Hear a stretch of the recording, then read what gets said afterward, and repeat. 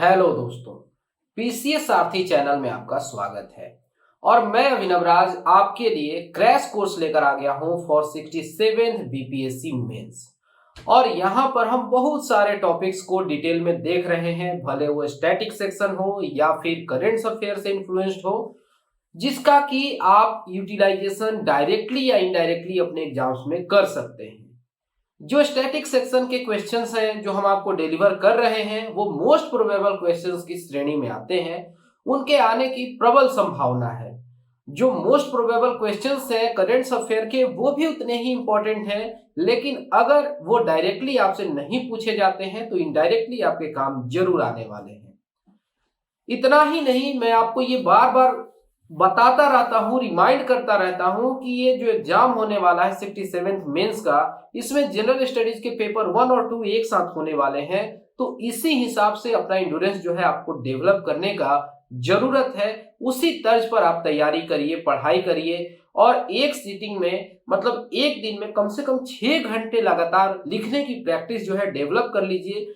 नहीं तो वहां पर सब कुछ जानकारी होने के बावजूद आप लिख नहीं पाएंगे। आप वहां पर अपना कॉन्फिडेंस जो है वो लैग कर सकते हैं। इस तरीके की कोई भी दिक्कत ना हो, उसके लिए जरूरी है ज्यादा से ज्यादा लिखा जाए। मैं आपके साथ हर समय जुड़ा हूं और अगर आपके मन में कोई दुविधा है, कोई संकोच है इस एग्जाम को लेके, या आप चाहते हैं कि मैं आपके कॉपीज का इवेल्युएशन करूं, तो आपको टेलीग्राम ऐप पर जाना है, वहां पे सर्च करना है अभिनव_सर_बीपीएससी और ये सर्च करके आप मुझसे जुड़ सकते हैं। और इसके बाद मैं आपके कॉपीज का इवेल्युएशन भी करता हूं, अपनी रिव्यू देता हूं, या एग्जाम से रिलेटेड कोई भी समस्या, कंफ्यूजन है, या 68th के लिए भी आप जुड़ना चाहते हैं तो वहां पर आप मुझसे जुड़ सकते हैं।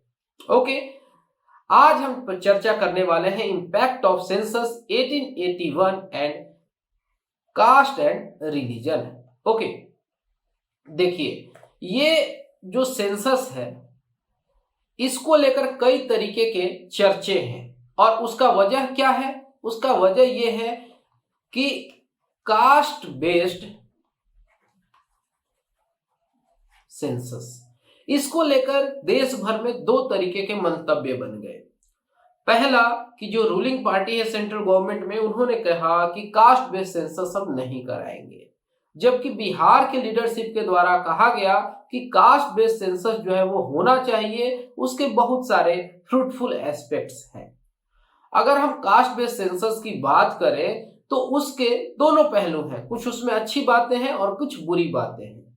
अच्छी बातें तो सिंपली ये है कि उसे समझ आ जाएगा कि किस तबके के लोग कहां तक पहुंचे हैं, किस कास्ट को टारगेट करके वहां के लोगों का उत्थान करना जरूरी है। लेकिन यहां पर इस डेटा का कई तरीके से दोहन किया जा सकता है, गलत यूज किया जा सकता है, जो कि सही नहीं होगा एक इस तरीके के डेवलपिंग सोसाइटी के लिए। दोनों तरीके की बातें हैं। तो इस वजह से कास्ट बेस्ड सेंसस जो है ये वापस से पिक्चर में रहा, न्यूज में रहा, और इसके हिस्टोरिकल बैकग्राउंड पर सवाल पहले भी पूछे जाते रहे हैं और फिर से पूछे जा सकते हैं। इसलिए थोड़ा इस टॉपिक को अच्छे से देख लेना होगा। तो देखिए, जो सेंसस है ना, वो आबादी का, जनसंख्या का जनगणना। अगर सेंसस का हिंदी जो है वो हो गया जनगणना, यानी कि यहाँ जन को हम गिन रहे हैं, काउंटिंग कर रहे हैं, गणना कर रहे हैं। और ये एक प्रोसेस है जो कि एक कहने की टफ प्रोसेस है, हेक्टिक प्रोसेस है। हालांकि अब इसमें भी टेक्नोलॉजी का यूज किया जा रहा है, डिजिटलाइजेशन का यूज किया जा रहा है, रियल टाइम में डेटा हम मोबाइल ऐप से वही भर लेंगे।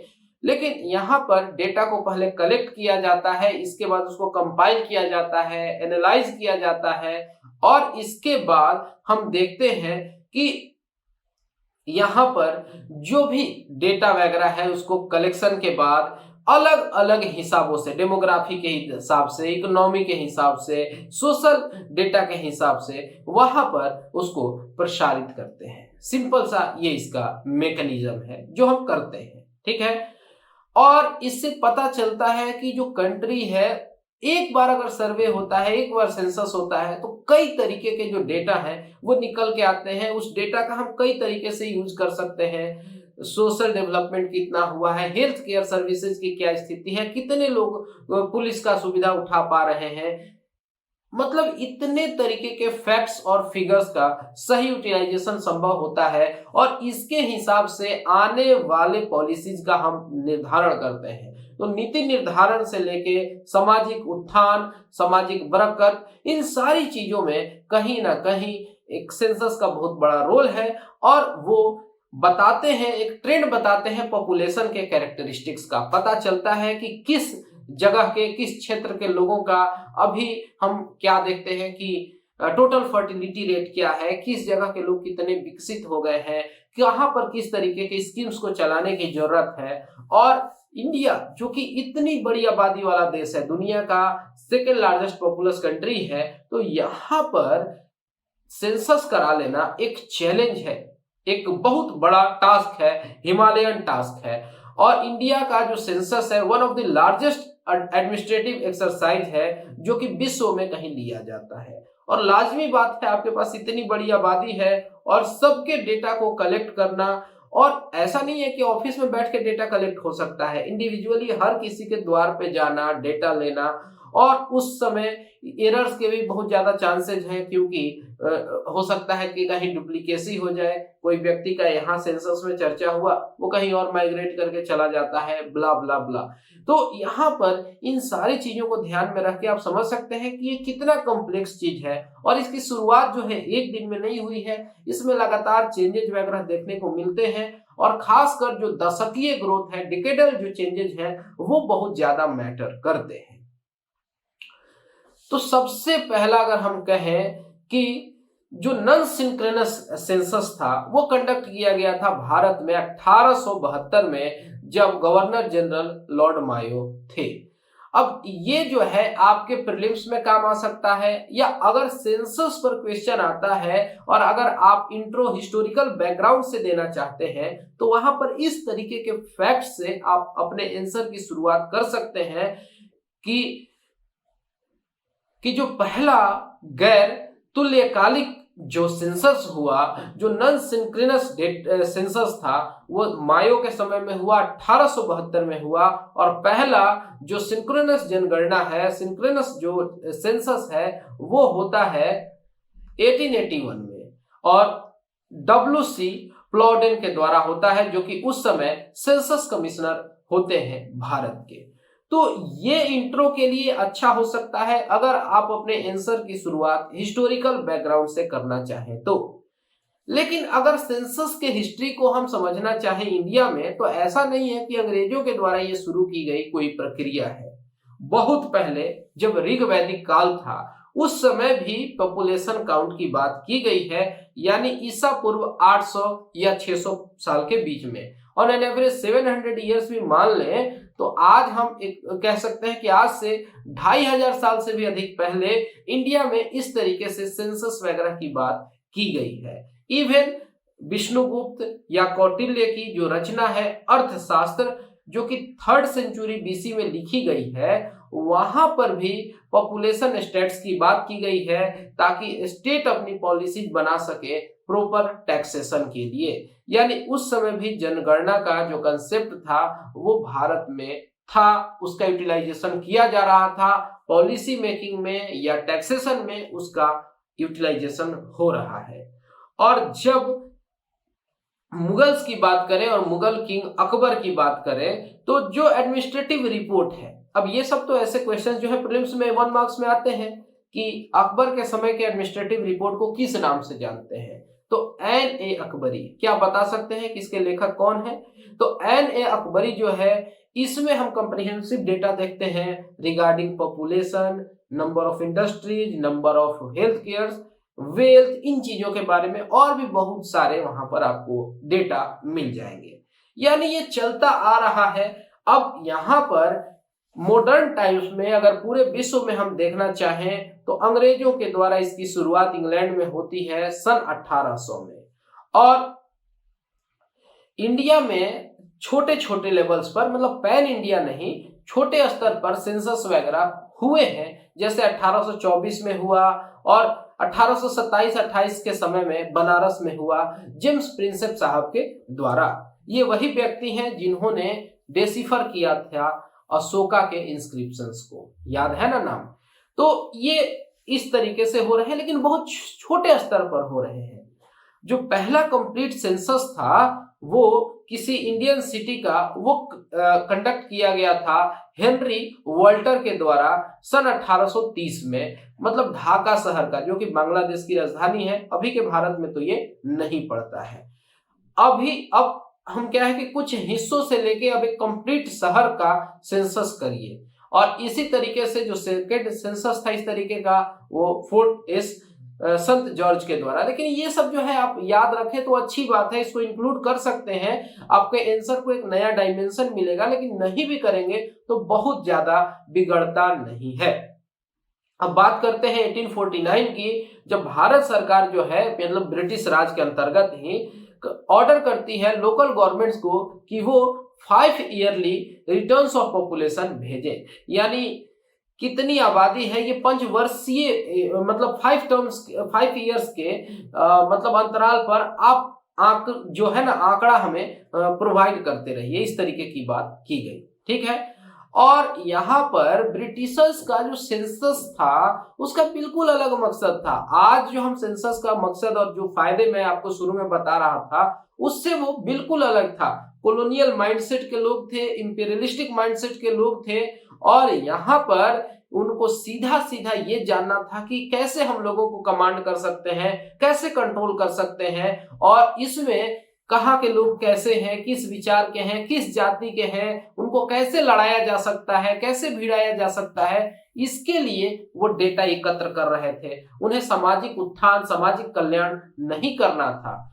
और यहाँ पर पहला हम देखते हैं कि नन सिंक्रोनस ही सही, लेकिन 1872 में जो वर्क है वो शुरू होता है W. हंटर के द्वारा और लॉर्ड मायो के डायरेक्शन पर। ठीक है, तो यहां पर एक शुरुआत दिखती है ऑल मतलब कि बड़े स्तर पर पैन इंडिया के लेवल पर। ठीक है, और यहां पर हम देखते हैं कि गैजेटियर्स और जो सेंसस है रिपोर्ट जो है ये कवर करते हैं large number of subjects dealing with land people of different parts of India. तो यहां पर इनके पास डेटा आ जाता है गैजेटियर के मदद से, सेंसस के मदद से, और ये इनिशिएट किया गया था एक कह सकते हैं कि एक ऐसी अथॉरिटेटिव गवर्नमेंट के द्वारा जो कि यहाँ के लोगों का हित नहीं चाह रही है, उसमें लोगों का ओपिनियन नहीं लिया जा रहा है, ना ही हम देखते हैं कि रिप्रेजेंटेटिव इंस्टीट्यूशंस है जो कि यहाँ पर क्या इन्वेस्टिगेट किया जा रहा है। यहाँ पर कुछ भी इस तरीके का सीलिंग कैपिंग नहीं था, ये अपने मन से कुछ भी कर रहे हैं। लेकिन ठीक है, वो शुरुआत है और उनसे इससे ज्यादा का मतलब उम्मीद नहीं किया जा सकता है। और यहाँ पर अगर हम कॉलोनीज के समय की बात करें तो यहाँ पर सेंसस का एक डिफरेंट रोल रहा सोशल और पॉलिटिकल लाइफ ऑफ पीपुल, मतलब उस समय के लोगों के सोशल और पॉलिटिकल लाइफ में। और सेंसस जो है कह सकते हैं कि एक सेकुलर इंस्टीट्यूशन था in the collection and presentation of data in great Britain. तो ये अपना यूटिलाइजेशन जिस तरीके से कर रहे हैं यहाँ पर हमने देखा। अब यहाँ पर उस डेटा का यूटिलाइजेशन होना शुरू होता है कि ग्रेट ब्रिटेन में ऐसा क्यों होता था जब हम ये कह रहे हैं कि सेकुलर इंस्टीट्यूशंस था, क्योंकि आप याद करिए कि यूरोप वगैरह में जो रिलीजन है उसको लेकर एक बहुत बड़ी बगावत जो है वो हो चुकी है। लोग यहाँ पर रिलीजन से थक गए हैं और बहुत सारे लोग जो हैं अब कह सकते हैं कि क्रिश्चियनिटी के अंतर्गत भी बट गए थे। तो धर्म में अब लोगों की रुचि जो है वो आ गई थी, रुचि जो है खत्म हो गई थी। या फिर अब कौन व्यक्ति किस कास्ट का है, किस रिलीजन का है, ऐसा जानने में अपने लोगों के लिए ब्रिटेन में उनको कोई ऐसा इंटरेस्ट नहीं था, और रुचि जो है वो मेन चीज है। ओके, और यहाँ पर बहुत सारे जो ऐसे सेंसस हुए तो उसमें रिलीजन के ऊपर इस तरीके से सवाल नहीं पूछे गए। इंडिया वगैरह में भी ये सब देखने को मिला शुरुआती दौर में। ठीक है, लेकिन इंडिया में जो है इसका यूटिलाइजेशन हो रहा है, इस बात को हम समझते हैं। ब्रिटेन वाले किस तरीके के लोग हैं कि अपने यहाँ किसी भी तरीके का इथनिसिटी, कास्ट के, रिलीजन को लेकर नहीं चाह रहे हैं डेटा, लेकिन इंडिया में रिलीजन, कास्ट, रेस जो है ये इंट्रोड्यूस हो गया सेंसस में 1872 में। और रिलीजन जो है उसको यूज किया गया एक फंडामेंटल कैटेगरी के रूप में इन सेंसस। और यहाँ पर जब डेटा को हम कलेक्ट कर रहे हैं, टेबुलेट कर रहे हैं और पब्लिश किया गया इसको बिना किसी रिस्ट्रिक्शन के, यहाँ के लोगों का इच्छा भी नहीं जाना गया, उनके डेटा को इस तरीके से पब्लिक में डोमेन में डाला गया। 1872 ब्रिटिश राज अथॉरिटीज ने कहा कि ये पहला इस तरीके का ऑल इंडिया सेंसस है। अब हम यहाँ पर रेलेवेंस की बात करें कि ये कितना प्रासंगिक है, ठीक है।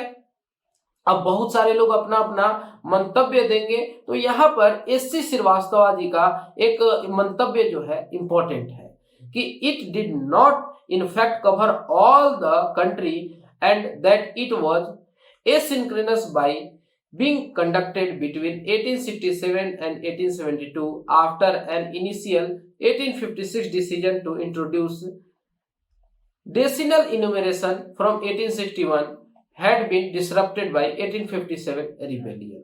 यानी कि यह वास्तविक तौर पर देखें तो पूरे देश के लिए नहीं था और 1867 और 1872 के बीच में आयोजित किया जा रहा था, लेकिन इसमें जब बहुत तरीके के फेलियर्स वगैरह भी थे, जो 1857 का विद्रोह हुआ उससे भी ये बाधित हो गया, तो ये बहुत करेक्ट डेटा नहीं था। लेकिन अगर हम दशकीय समझना चाहें सिंक्रोनस डेसिमल डेटा तो 1881 से आता है। और यहाँ पर मेन इम्फेसिस जो था, जो मेन जोर था कि क्लासिफिकेशन जो है डेमोग्राफी के आधार पर हो, ठीक है, इकोनॉमी के आधार पर हो और सोशल कैरेक्टरिस्टिक्स के आधार पर हो, पूरे भारत का था एक्सेप्ट कश्मीर का क्षेत्र और जो फ्रेंच और पोर्तुगीज कॉलोनीज थी, इनको छोड़ के पूरे भारत का कहीं ना कहीं डेटा गैदर किया गया।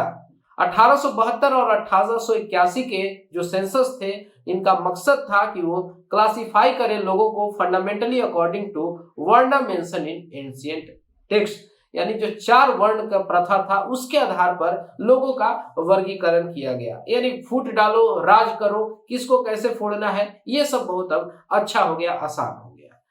और यहाँ पर जो सोसाइटी है और जो सोशल रिलेशंस है, ठीक है, तो जो व्यापक स्तर पर जाति आधारित या कह लें जो सामाजिक संबंध है कि यहाँ पर प्रतिबिंबित नहीं करने के लिए साबित हुआ। लेकिन इससे संस्कृत और प्राचीन ग्रंथों के विद्वानों ने अनुमोदन, मतलब वहां के जो विद्वान वगैरह थे। अब यहाँ पर देखिए, जो इंडिया में ही जो ऑर्थोडॉक्स सोसाइटी है या जो वर्ण सिस्टम को मान रहे थे या उनको बहुत ज्यादा आस्था थी उस ऋग वैदिक काल में या लेटर वैदिक पीरियड में, उनके लिए ये एक कह लें कि उन्हें अच्छा लगा कि जो उस समय के स्कॉलर्स थे उनका अप्रूवल मिल गया कि नहीं आप बहुत अच्छा कर रहे हैं, इससे सही सही आकलन हो पा रहा है, ठीक है। लेकिन ये पूरे भारत के लिए नहीं लागू होता है। और यहाँ पर हम देखते हैं कि जो ब्राह्मणिकल ऑर्डर था, इस बात को समझना होगा कि इसका कोई प्रैक्टिकल पर्पस नहीं था। ब्राह्मणिकल ऑर्डर का मतलब हो गया कि जो ऋग वैदिक ऑर्डर वगैरह था, जो वर्ण सिस्टम वगैरह था, तो ये एडमिनिस्ट्रेटिव पॉइंट ऑफ व्यू से बहुत ज्यादा रेलेवेंट नहीं बचा था, क्योंकि ब्राह्मण्स जो थे या जो कह लें कि जो समाज के सबसे ऊंचे तबके के लोग थे वो एडमिनिस्ट्रेशन में नहीं थे, ब्रिटिशर्स ने उन्हें भी खदेड़ दिया था। और 1881 में पंजाब ने वर्ण द्वारा प्राथमिक वर्गीकरण को छोड़ दिया, जो उस वर्ष अन्य ब्रिटिश भारतीय न्यायालयों में इस्तेमाल किया जा रहा था। और इसके बजाय हम देखते हैं कि कब्जे की श्रेणी को अधिक वजन देना पसंद किया गया, ठीक है। तो यहाँ पर कौन व्यक्ति जो है वो क्या ऑक्यूपेशन कर रहा है उस चीज को ज्यादा तवज्जो मिला पंजाब के कोर्ट्स वगैरह में। और इस तरीके से 1891 में जो अदर जुरिस्डिक्शंस है वो भी इसी तरीके से काम करती हैं, जैसा कि पहले पंजाब जो है पहले प्रैक्टिस कर चुका था। और इस तरीके से प्रयास जो है वो लगातार किए जाते रहे ताकि एक रिकॉग्नाइजेशन किया जा सके ब्रॉड सोशियो इकोनॉमिक जो भी इम्प्लीकेशंस हैं वर्ण सिस्टम के। लेकिन हम देखते हैं कि इनकंसिस्टेंटली वो अप्लाई होते रहे, असंगत रूप से, उनका कोई बहुत ज्यादा रेलेवेंस नहीं है, यूज करने का कोशिश किया गया। और जो 1881 का कमिश्नर था विलियम प्लॉडेन, उसने डेजिग्नेट किया जो कैटेगरीज, उसमें Brahmin, Rajput, caste of good social position, inferior caste, non Hindu या एबोरिजिनल कास्ट, ये यूज किए गए।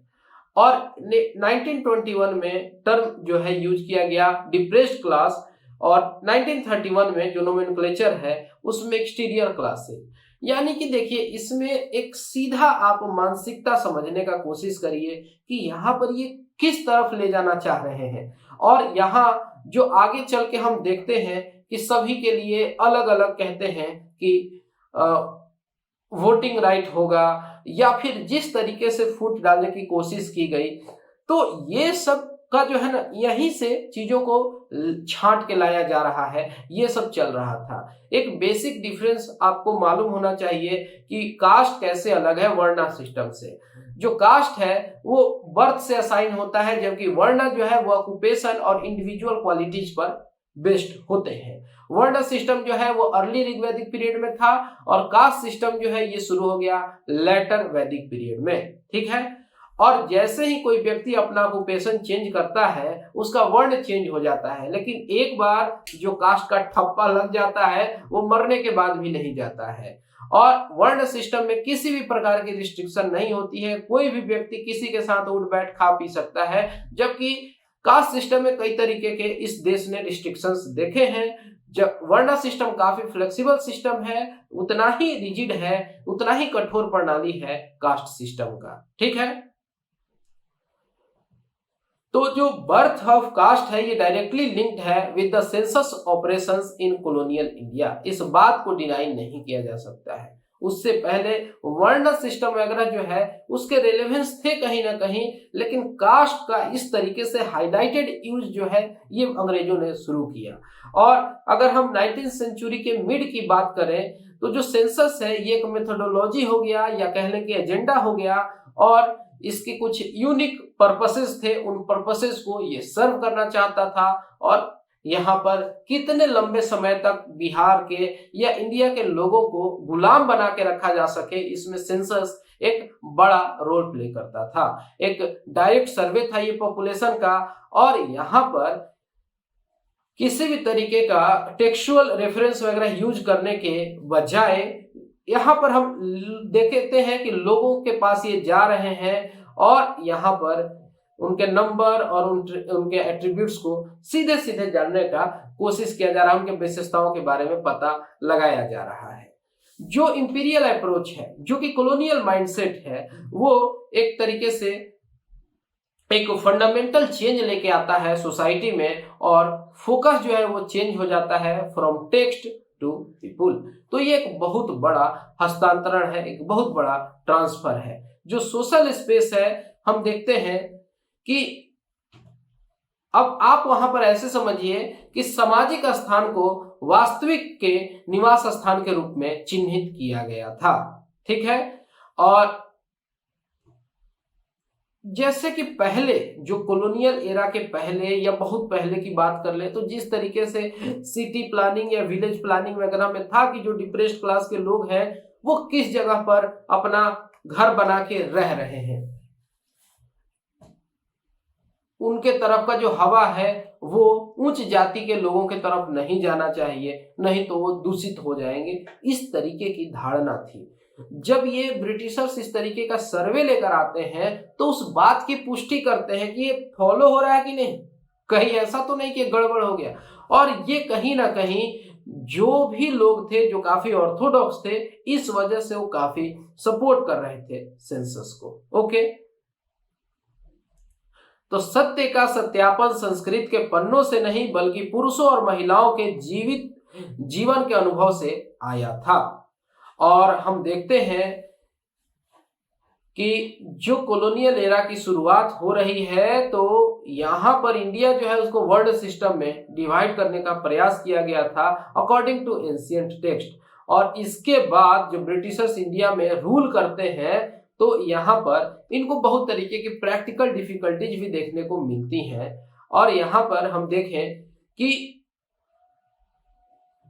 सेंसस जो है उसको यूटिलाइज कर रहे हैं यहाँ पे। ठीक है, तो रेगुलर सेंसस वगैरह होने लगे आजादी के बाद भी, और यहाँ पर जो कई तरीके के डेटा होते थे उसमें age, sex, religion, caste, occupation, इन चीजों को तवज्जो दिया जा रहा है। और यहाँ पर ही tried to divide caste into different classes by providing different rights. Okay, तो यहाँ पर जो 1881 का सर्वे है उससे पता चलता है कि इंडिया में करीब 3/4 आबादी हिंदुइज्म की थी, 74%, इस्लाम 19.74, यहाँ पे ट्राइबल पॉपुलेशन 2.53% बताया गया, Buddhism 1.35%, Sikhism, Christianity, Jainism, Santhal, Kabir Panth, नट वर्शिपर्स, जुडाइज्म, जोरोस्ट्रियन, अदर्स, और इस तरीके से पूरा पॉपुलेशन को इन्होंने बांट के बताया कि मेजोरिटी में कौन है, माइनॉरिटी में कौन है, ये सब कुछ।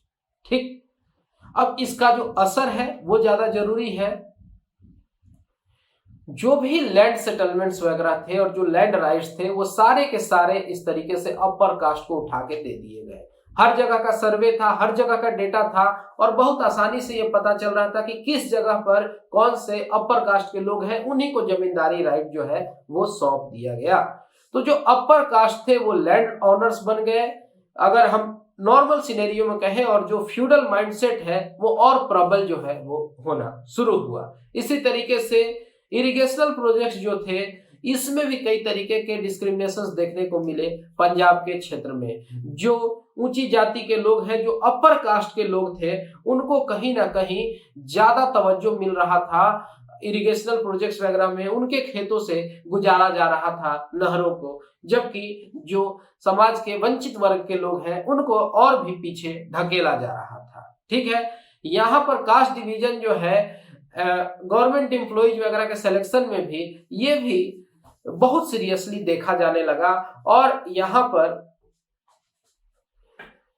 जो ब्रिटिशर्स ने फूट डालने की राजनीति की और यहाँ पर कास्ट के बेसिस पर, वर्ण के बेसिस पर सोसाइटी को बांटा, यहाँ पर इंडियंस को इन्होंने फिर से एक बार बांटने का काम किया अपर कास्ट, लोअर कास्ट और डिप्रेस्ड क्लास में। और इस तरीके से इंडिया का जो कास्ट सिस्टम है वो एक बार को और जटिल हो गया। शुरू में आए तो इस तरीके से उन्होंने कुछ भी डिफरेंस नहीं क्रिएट किया, सभी को एक समान वो दिखाते हैं, लेकिन आगे चल के ये कहीं ना कहीं उस सिस्टम में घुस के और इसको और कॉम्प्लेक्स करते जाते हैं। और इंडियंस को ये कई लेवल्स पर ये हर्ट कर रहा है। कास्ट परसेप्शन इंडिया में बढ़ा, मतलब फूट डालो राज करो की जो उनकी नीति थी वो बहुत सक्सेसफुल हो चुकी थी। धर्म के आधार पर बांट के उन्होंने दो देश का निर्माण तो कर ही दिया, लेकिन एक ऐसी बीमारी को ये छोड़ जाते हैं जो कि अभी भी इससे बिहार और इंडिया पूरा का पूरा परेशान है। ठीक है, और यहाँ पर इन सारे एफर्ट्स के बावजूद हम क्या देखते हैं कि जो 1857 का विद्रोह चल रहा था उस समय भी सेंसस प्रोग्राम जो है ये ब्रिटिशर्स चला रहे थे। और यहाँ पर उस समय यूनिटी, भारत ने यूनिटी का परचम लहराया था, और जो यूनिटी था वो कास्ट में भी और रिलीजन दोनों में ही देखने को मिला था। लेकिन यहाँ पर रिलीजियस डिफरेंसेस जो थे इंडियन सोसाइटी में वो बहुत पहले समय से चले आ रहे थे, और यहाँ पर उनका कभी सही आकलन नहीं हुआ था। तो ब्रिटिश पीरियड के पहले की अगर बात करें तो एक कह सकते हैं कि एक तरीके का सोशल इग्नोरेंस था रिलीजियस और कम्युनल आइडेंटिटी को लेके। रिलीजियस जो ग्रुप्स थे वो मतलब इस तरीके से ऐसे प्रेशर ग्रुप्स वगैरह बनाने का कभी लालसा नहीं रखते थे।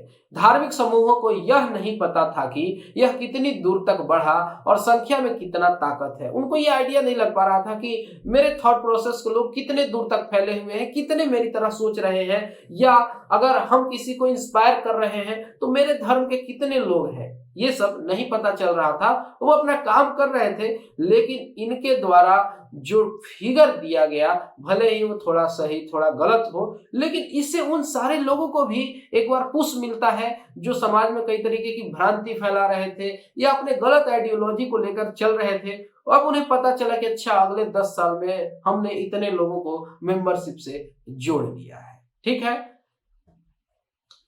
तो जो कॉलोनियल सिस्टम है और ये जो कॉलोनिज्म है कंप्लीटली चेंज कर देता है जो ब्लिसफुल स्टेट है सोशल इग्नोरेंस का थ्रू सेंसस। इस बात को आप लिख के एक अच्छा कंक्लूडिंग रिमार्क भी दे सकते हैं। जो कंसेप्ट है रिलीजियस प्लुरलिटी का या माइनॉरिटी का, ये 1881 सेंसस से निकला हुआ है जिसने इंडियन सोसाइटी को कम्युनल लाइंस पर डिवाइड किया। 1881 का जो सेंसस है हिंदू कम्युनिटी जो है उसको बहुत सारे सब सेक्ट्स में इन्होंने बांटने का काम किया कि कौन शैव है, कौन वैष्णव है, कौन शक्ति है, इस तरीके से। और यहाँ पर जियोग्राफिकल डिस्ट्रीब्यूशंस भी दिखाने का कोशिश किया गया रिलीजियस कम्युनिटीज को लेके कि किस प्रांत में किस जाति के लोग कितने हैं, किस धर्म के लोग कितने हैं, और उसी के फलस्वरूप जो अंग्रेज बांट देते हैं हिंदू और मुस्लिम में बांट देते हैं बंगाल को। तो ये कैसे संभव हो पाया? सेंसस से पता चला कि ठीक है ये पूरा बंगाल का जो पूर्वी खंड है और जो पश्चिमी खंड है, तो पूर्वी खंड में इस्लाम मानने वाले लोग ज्यादा हैं, पश्चिमी खंड में हिंदू मानने वाले ज्यादा हैं, और ये आगे चल के पार्टीशन को एक्सिक्यूट कर दिया जाता है जो कि रिलीजियस हेड्रेड का एक बड़ा ही अच्छा यूनिक सा एग्जाम्पल है।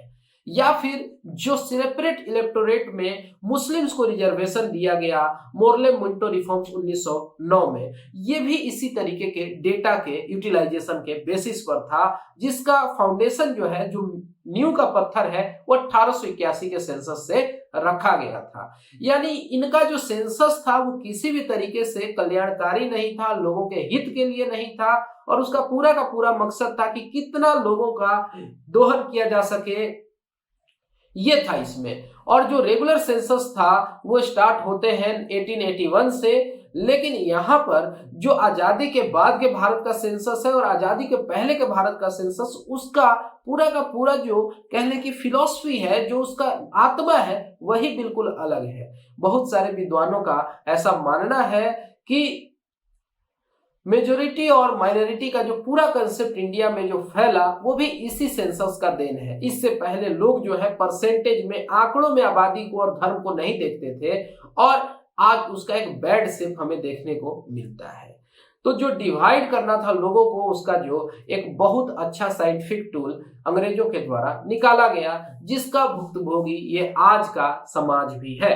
तो ये जो टॉपिक था 1881 सेंसस, इससे अगर क्वेश्चंस आते हैं तो आप इसको यूटिलाइज कर सकते हैं।